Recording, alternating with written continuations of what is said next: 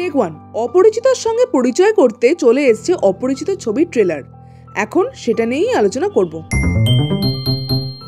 High, this is Hastalipi originals. এখন আপনাদের সাথে ঋত্বিক চক্রবর্তীর আরও এক নতুন ছবি অপরিচিত ট্রেলার নিয়ে আলোচনা করব। জানাবো আমার কেমন লাগলো।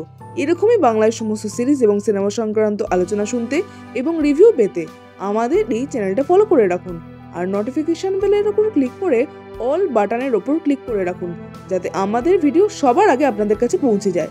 তাহলে চলুন ভিডিওটা শুরু করছি। Hastalipi originals, the ultimate filmy dose. বছরের প্রথমেই ঋত্বিক চক্রবর্তীর দুটো ছবি একই দিনে একসঙ্গে মুক্তি পাচ্ছে। প্রথম ছবিটা হলো ভাগ্যলক্ষ্মী। মৈনাক ভৌমিক পরিচালিত এই ছবির ট্রেলার ইতিমধ্যেই আমি রিভিউ করেছি, আমাদের চ্যানেলে অবশ্যই আপনারা দেখতে পারেন সেটা।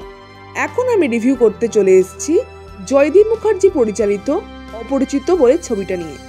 এসকে মুভিজের ব্যানারে এই ছবিটা আসতে চলেছে একই দিনে, অর্থাৎ 10 জানুয়ারি।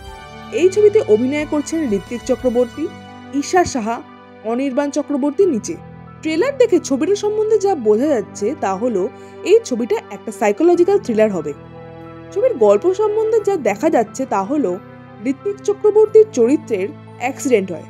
অ্যাক্সিডেন্ট হওয়ার পর সে তার আগের জীবনের কথা ভুলে যান।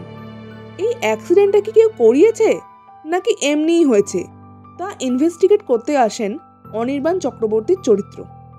ঈশা সাহার চরিত্র তার স্ত্রীর ভূমিকায় অভিনয় করেন, অর্থাৎ ঋত্বিক চক্রবর্তীর স্ত্রীর ভূমিকায় অভিনয় করেন। এখন ঋত্বিক চক্রবর্তী ঈশা সাহাকে খুব একটা বিশ্বাস করছেন না। কেন বিশ্বাস করছেন না? আসলেই কি ভিকটিম ঈশা সাহার ক্যারেক্টার? তা জানতে 10 জানুয়ারি আপনাদের হলে গিয়ে এই ছবিটা দেখে নিতে হবে। এই ছবির ট্রেলারটা ভীষণ অ্যাব্রাপ্টলি কাটা হয়েছে। ট্রেলারটা ঠিক মতো না কাটার ফলে একদমই ইম্প্যাক্টফুল হচ্ছে না ট্রেলারটা। এনগেজমেন্ট একদমই নেই। সাউন্ডের কাজ আমার ডিসেন্ট লেগেছে, খুব একটা ভালো নয় আবার খুব একটা খারাপ নয়। দর্শক টানার জন্য এই ট্রেলারটা যথেষ্ট নয়। এই ট্রেলারটা আমার খুব একটা ভালো লাগেনি, তবে ছবিটা ভালো হতেই পারে। এখন হলে গিয়ে দেখে বুঝতে হবে ছবিটা কেমন হলো। আপনাদের এই ট্রেলারটা কেমন লাগলো অবশ্যই কমেন্টে লিখে জানান। তবে একই দিনে ঋত্বিক চক্রবর্তীর একই সাথে দুটো ছবি মুক্তি পাচ্ছে বলে আমার এই জিনিসটা খুব একটা ভালো লাগছে না। এই বিষয়ে আপনাদের কি বক্তব্য অবশ্যই কমেন্টে লিখে জানাবেন, আর আমাদের এই ভিডিওটা লাইক করতে মিস করবেন না প্লিজ।